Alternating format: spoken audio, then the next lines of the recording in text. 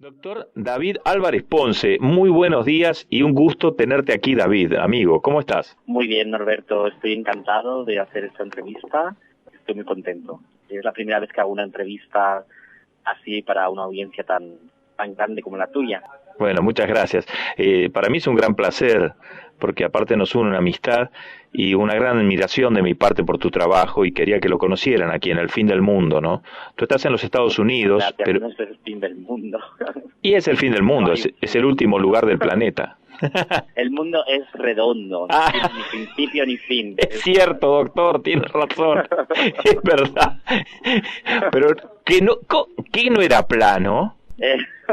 Es verdad, el mundo no tiene ni arribas ni abajos, es redondo. Centro sí, pero no está en ningún lugar de la superficie. Claro.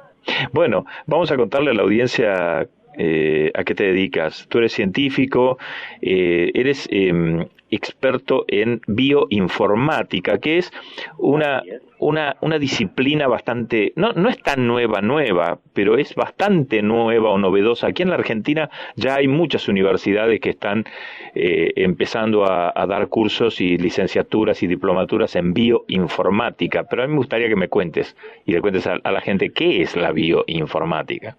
Bueno, la bioinformática es, como dices, algo nuevo y no es fácil de definir, no tenemos una definición exacta, no todo el mundo estaría de acuerdo tal vez con la definición que te voy a dar, pero yo diría que es la aplicación de la informática o de las ciencias de la computación a estudiar temas de biología molecular. En concreto, la bioinformática se centra en una parte de la biología que es la biología molecular. Si salimos de la biología molecular y estudiamos otras cosas tipo ecosistemas o organismos completos, tal vez ahí ya hablaríamos del campo más general de biología computacional. Pero esencialmente la bioinformática es la combinación de la informática y la biología, o el uso de la informática para responder preguntas o hacer investigaciones en biología molecular. En ti conviven un biólogo y un experto en computadoras, en programas. Sí, yo soy licenciado en biología por la Universidad de Barcelona y también soy ingeniero técnico en informática por la Universidad Oberta de Cataluña. ¿En qué consiste? Estudié 2 carreras. Claro. Por eso decía, en ti conviven esos dos especialistas, el biólogo y el informático. Sí, soy a menudo para mi trabajo en el día a día yo y mi equipo tenemos que hacer programas de ordenador, tenemos que programar, escribir códigos para resolver, para que hagan exactamente lo que nosotros queremos hacer con los datos. En bioinformática a menudo se utilizan grandes cantidades de datos, como pueden ser genomas de diferentes organismos, diferentes animales. Por ejemplo, ahora mismo, y esto cambia prácticamente cada semana, pero ahora mismo tenemos unos 40 genomas o más de mamíferos o de vertebrados en general. Tenemos cientos de genomas de bacterias, cientos de genomas de virus, tenemos muchísima información. Y para manejar esta información estamos hablando de Big Data, y eso es algo que si quieres manejar para contestar preguntas, necesitas utilizar programas de ordenador y normalmente los tienes que desarrollar tú para que hagan exactamente lo que tú quieres. Entonces nuestro trabajo involucra eso en el día a día. Y por ejemplo, ¿qué es lo que quieres que hagan esos programas? Un ejemplo. Pues un ejemplo, un programa que no se coja todos los genes de un organismo, encuentre los genes homólogos en otros organismos, obtenga las secuencias, las alinee y luego a partir de esos alineamientos haga determinados análisis evolutivos que dependen muy concretamente del proyecto en cuestión. Y para esto no hay software disponible. Hay mucho software disponible que sirve para bioinformática, pero muchas veces cuando tú estás haciendo investigación no existe un software que haga exactamente lo que tú quieres hacer y cómo lo quieres hacer. Claro, lo tienes que inventar. Sí. ¿Y tus colaboradores también son bioinformáticos o hay de otras especialidades? Bueno, muchos de mis colaboradores son bioinformáticos, pero también colaboro con... yo estudio biología evolutiva. Entonces, algunos de mis colaboradores pues no son concretamente bioinformáticos, pero son biólogos evolutivos. También, por ejemplo, aquí estoy colaborando con una glicobióloga. A veces yo estudio evolución molecular y a veces está muy bien si estoy estudiando la evolución molecular de algo en concreto, de determinados genes, de determinado grupo de genes. A veces es fantástico colaborar con una persona que no es bioinformática, pero es especialista en este grupo en esta cuestión en particular, ¿no? Entonces, bueno, mis colaboradores son diversos en ese sentido. ¿Cuánto de matemática hay en esto? Bueno, depende la bioinformática que yo hago requiere hasta cierto punto pues requiere conocimientos estadísticos. Continuamente mi investigación también estaría relacionada con el tema de la genética estadística para poder hacer cualquier inferencia evolutiva.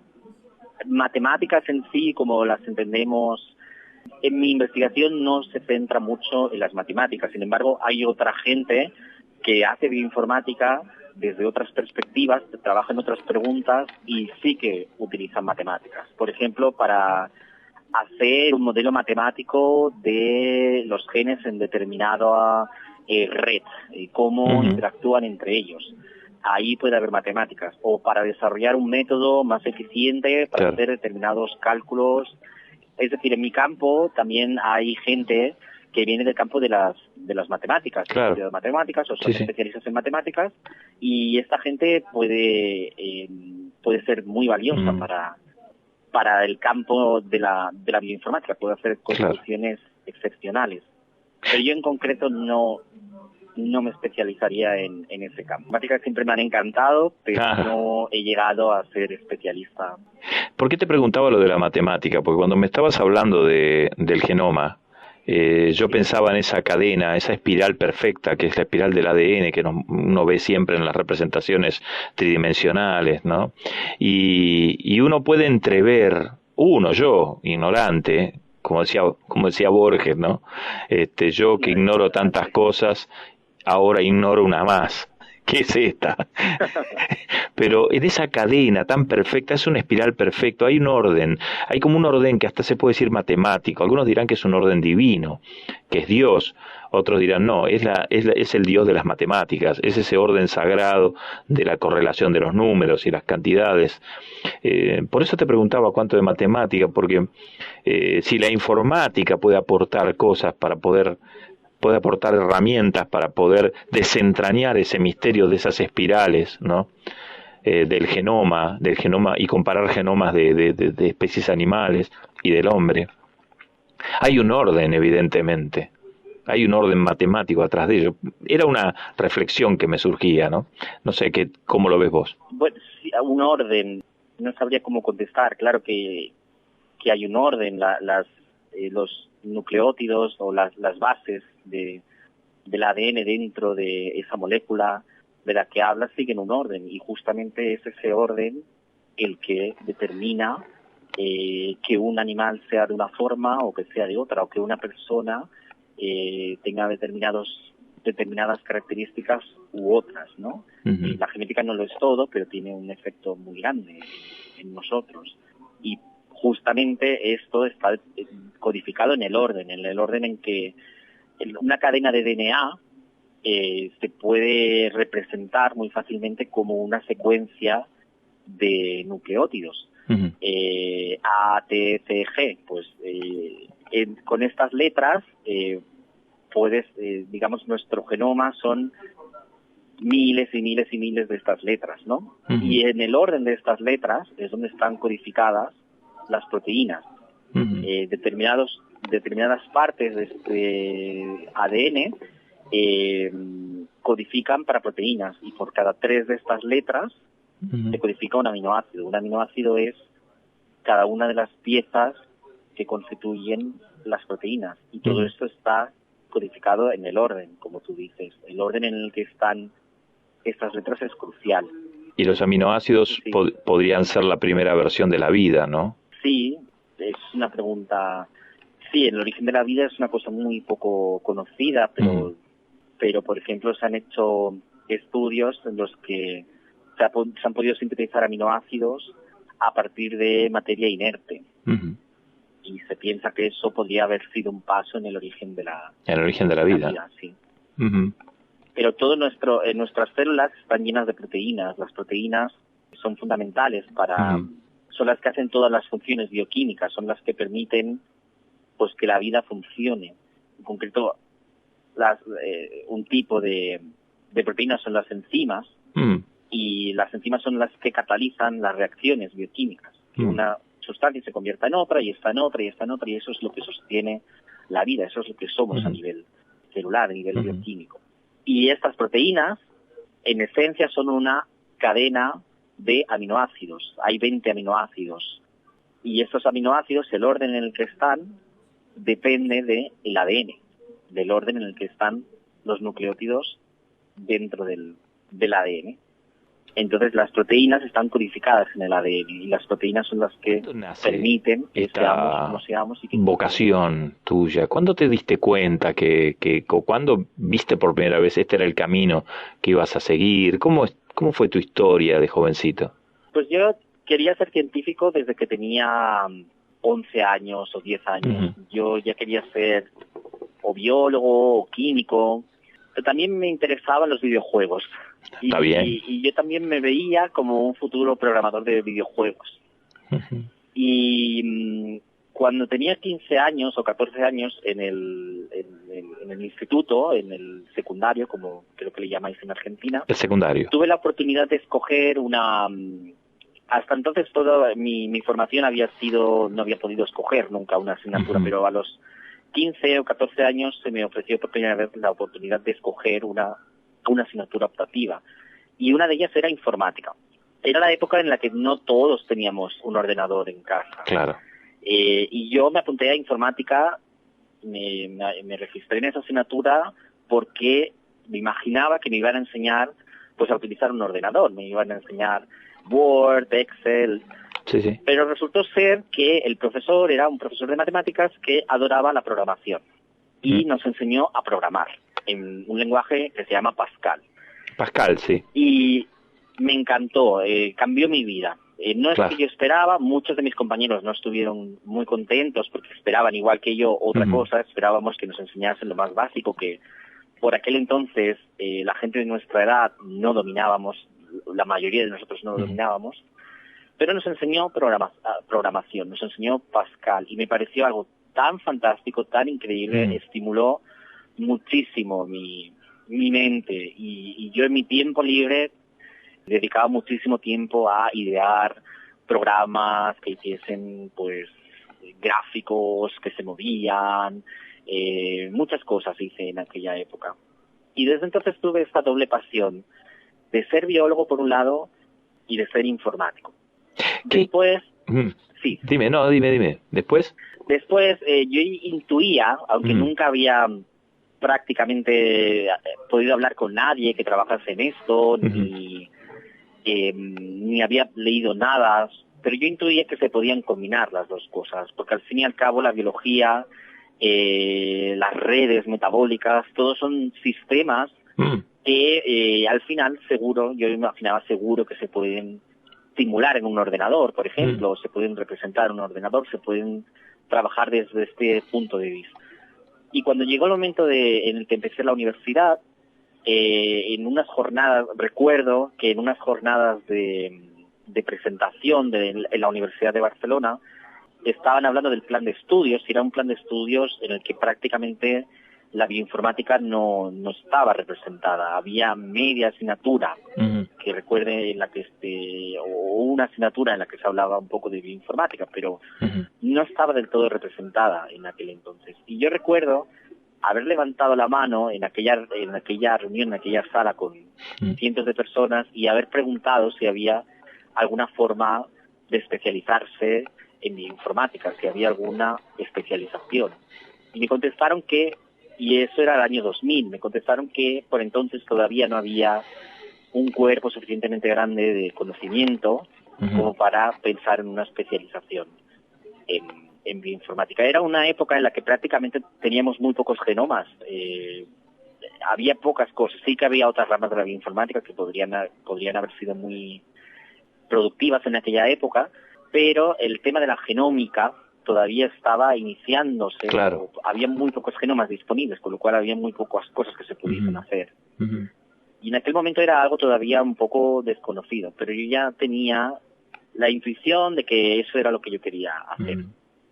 Y luego, durante la carrera, pues pude entrar en contacto con un grupo de investigación en el que se hacía mucho uso de la bioinformática y pude hacer mi tesis doctoral enteramente en bioinformática. Cuando eras pequeño, ¿qué videojuegos te gustaban? Bueno, pues tuve una Nintendo, tuve una Sega, me gustaba, por ejemplo, Super Mario, Sonic, muchos en realidad. Hubo una época en la que me gustaban mucho las videoconsolas y también me acuerdo que pensaba en cómo los programadores debían desarrollar esos juegos. Claro. Cuando te doctoraste, ¿era la época del genoma humano, ese boom científico que fue el descubrimiento del genoma humano? Cuando yo empecé mi doctorado, el genoma humano ya estaba secuenciado. Ya estaba secuenciado. Y algo que fue muy importante para mí, el momento en el que yo desarrollé mi tesis, ya estábamos en el momento en el que no solamente teníamos el genoma humano fue en el 2002-2003 cuando se publicó, sino que teníamos más genomas, teníamos bastantes más genomas que nos permitían comparar diferentes animales. Por ejemplo, en el 2007, desde hace, creo que alrededor del 2000, que ya teníamos el genoma de una mosca, la mosca de la fruta, que es un modelo muy importante en biología, en concreto una especie, Drosophila melanogaster. Pero en el 2007 se publicaron más individuos de del mismo género, especies muy relacionadas con Drosophila melanogaster. Se publicaron, en total, mientras yo hacía tesis, tuve acceso a 12 genomas de Drosophila, y eso permitió que los pudiese comparar, ¿no? Digamos que mientras yo hice la tesis era la época en la que empezaban a haber genomas, empezaba a haber mucho más genomas que antes, porque las tecnologías que permiten la secuencia y luego el procesado bioinformático de los datos se han vuelto mucho más fáciles en los últimos años, se han vuelto mucho más accesibles a la comunidad científica. El secuenciar el primer genoma, por ejemplo, el genoma humano no fue el primer genoma, pero secuenciar el primer genoma humano costó muchísimo dinero. Creo que costó $3.000 millones, una barbaridad. Pero ahora mismo podemos secuenciar genomas por unos cuantos miles de dólares. Es increíble. Entonces esto hace que ahora tenemos muchísimos más datos, y cada vez tenemos más datos, y cada vez se acumulan más rápido, cada vez desde el punto de vista de los bioinformáticos evolutivos como yo, cada vez tenemos más y más datos. Mi tesis se desarrolló, digamos, después de los primeros genomas, y en el momento en que ya empezábamos a tener una cantidad sustancial de genomas. Por ejemplo, otro grupo de genomas con los que trabajé en mi tesis fue, además del humano, pues utilicé el del ratón, el de la vaca, el del pollo, por ejemplo, el del ornitorrinco también. Y esos son genomas que solamente en aquella época empezábamos a tener esa cantidad de genomas para hacer comparación. David, te propongo una pausa y seguimos luego de ella. Es doctor en biología, doctor en informática, experto en bioinformática. Nos estabas contando, a mí me apasiona tanto esto, ¿no? Pero no dejo de ir a otros terrenos todo el tiempo, ¿no? Cuando escucho este universo maravilloso que es la ciencia que tiene que ver con la genética, con el genoma, con cuánto de común tenemos. A mí esta es una reflexión. ¿Cuánto de común tenemos no solo con los animales? A mí una científica que quiero mucho me dijo una vez, te sorprendería saber cuánto de común tenés con una banana, me dijo, a nivel genético. Pues, sí, pero cuando escucho esto, digo, ¿cuánto de común tenemos con animales? Y no dejo de pensar cómo seguimos estableciendo diferencias entre los hombres, entre los seres humanos, que tenemos el mismo genoma. Si tenemos comunes con una mosca o con un gusano, ¿por qué seguimos discriminándonos entre nosotros, que somos casi, hasta podemos decir, hermanos, hijos del mismo padre y de la misma madre, podemos llegar a decir?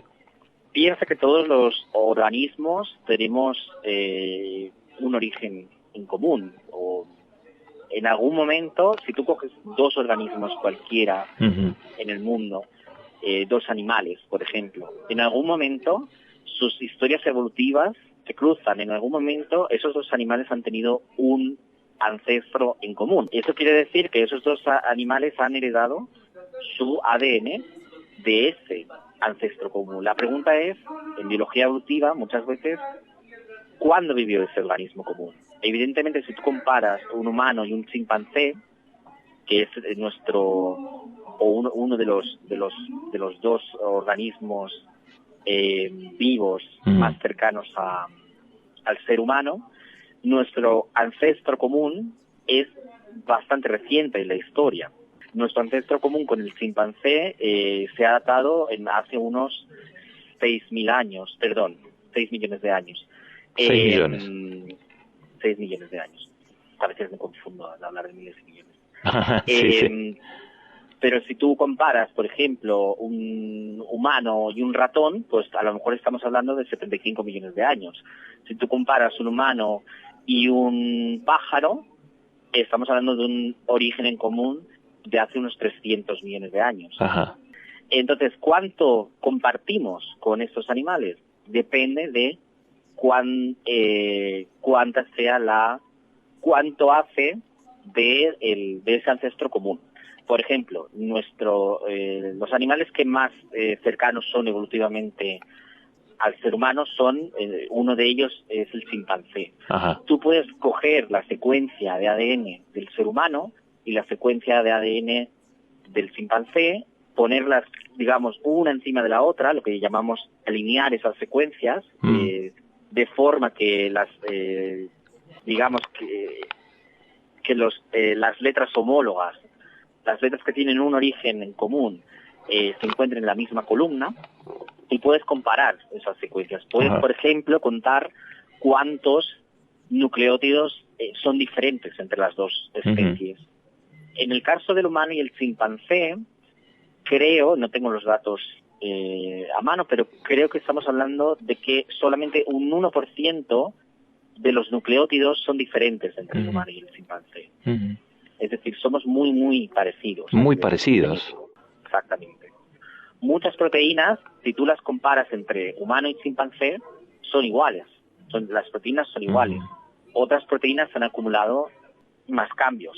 Si comparas humano y ratón, no te sé decir, pero también digamos que la parte del ADN que codifica para las proteínas también es muy parecida entre el humano y el ratón. Incluso también hay algunas proteínas que son idénticas entre humano y ratón. Otras han podido acumular más cambios, pero si vieses las secuencias, verías que hay mucha similitud. Sí, es fascinante.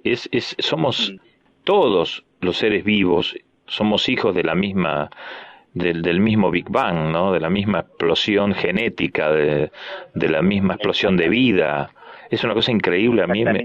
Por eso nunca dejo de pensar en eso, digo. Y sin embargo seguimos sin reconocernos los seres humanos, ¿no? Como hermanos. Sí. Es tremendo eso, viendo tanta prueba, ¿no? Si con animales tenemos tanto en común, imagínate entre nosotros. Imagínate, sí. Tenemos muy pocas diferencias, como tú dices. Y también disponemos ahora de genomas de varios individuos humanos. Hay un proyecto en marcha que ya ha secuenciado más de 2.000 genomas humanos. Y entonces también hay grupos de investigación. Mira. Entre ellos yo colaboro con uno en Barcelona, que lo que hacen es comparar los genomas humanos y para estudiar la evolución, estudiar qué genes han tenido adaptación, procesos de adaptación. Y sí, hay muy pocas diferencias hay algunas posiciones de nuestro ADN, algunos nucleótidos en concreto, que son variables entre la gran mayoría de nuestros nucleótidos son iguales. La gran mayoría. Entre todas las personas, sí. Y las diferencias, esas pequeñas diferencias entre los genomas de distintos grupos humanos, ¿se ven? ¿Tienen que ver con la raza? ¿Tienen que ver con la etnia? ¿Tienen que ver con...? Bueno, sí, hay si tú estudias los genomas de diferentes grupos, por ejemplo, africanos, asiáticos, europeos, sí que ves cierta estructura en los datos, sí que ves que de algún modo en el análisis los diferentes grupos los europeos tienden a agruparse con los europeos, los asiáticos con los asiáticos. Si hacemos, por ejemplo, el análisis evolutivo también muestra que los europeos y los asiáticos provenimos de poblaciones africanas. Hace unos 200.000 años, o 100.000 años, la verdad es que no lo sé exactamente, pero hubo un grupo de seres humanos de África que se movieron a Oriente Medio y luego desde ahí fueron hacia Europa y otros fueron hacia Asia. Y vemos, digamos, en el ADN podemos ver la señal de estos eventos.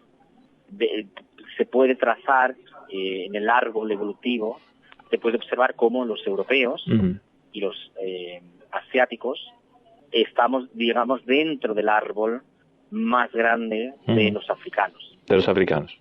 Quiere decir que la humanidad, tal y como la conocemos hoy, quería preguntarte eso.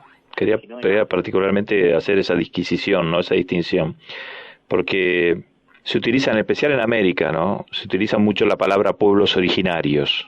Y yo vengo insistiendo, yo y muchos más, incluso antropólogos ya que no son políticamente correctos precisamente, vienen aclarando que en realidad los indoamericanos no son originarios de América, sino que son originarios de otras partes, han venido por el estrecho de Bering, han bajado, han sido migraciones, ¿no?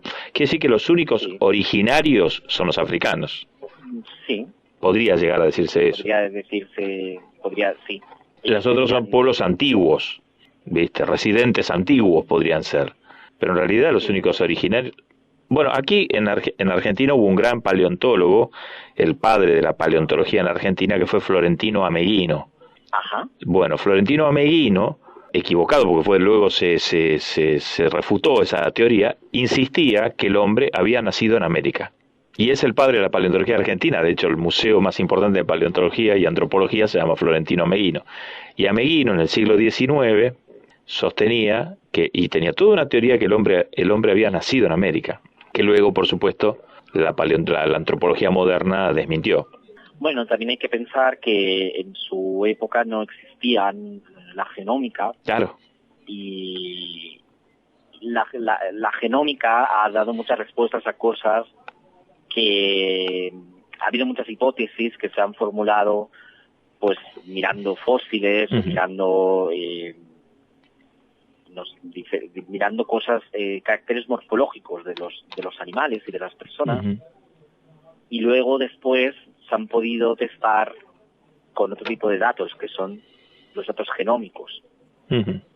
Muchas veces los datos genómicos resuelven estas controversias que hasta ahora no se han podido contestar, porque no existían estos datos. Siglos de controversia, años y siglos y décadas de controversia. David, cada vez que hablo con algún científico suelo preguntarle dos cosas, ahora que estamos ya empezando el epílogo del programa. Una es si creen en Dios, y otra que le pregunto a los científicos si son optimistas o pesimistas con respecto al futuro del hombre, de la humanidad. Bueno, yo en particular no creo en Dios. Para mí todo lo que observamos puede ser explicado sin tener en cuenta o sin invocar la idea de Dios.